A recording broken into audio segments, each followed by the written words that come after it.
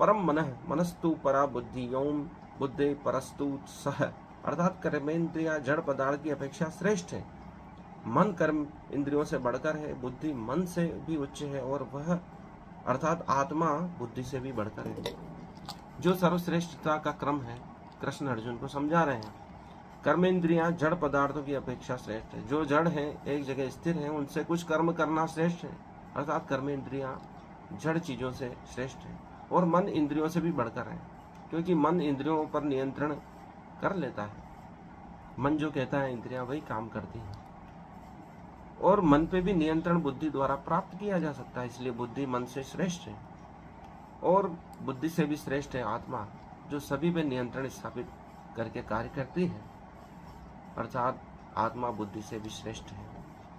43वां श्लोक। एवं बुद्धे परम बुद्धत्वा संसस्तभ्यात्मना मना जहि शत्रुम महाबाहो काम रूपम दुरासदम, अर्थात इस प्रकार है महाबाहो अर्जुन, अपने आप को भौतिक इंद्रियों मन तथा बुद्धि से परे जानकर और मन को सावधान आध्यात्मिक बुद्धि से स्थिर करके आध्यात्मिक शक्ति द्वारा इस काम रूपी दुर्जय शत्रु को जीतो।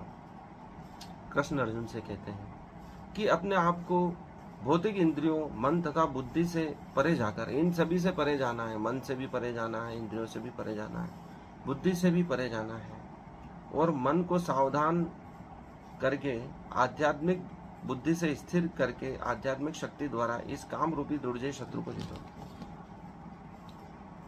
इन इंद्रियों को आध्यात्मिक शक्ति अर्थात भक्ति भाव से ही जीता जा सकता है। यदि हम परमात्मा का नाम लगातार लेते रहे, कोई मंत्र का जाप लगातार करते रहे, तो हम बुरी शक्तियों से बच सकते हैं। इंद्रियों से, काम से, बुद्धि से, मन से, कर्मेंद्रियों से बच सकते हैं।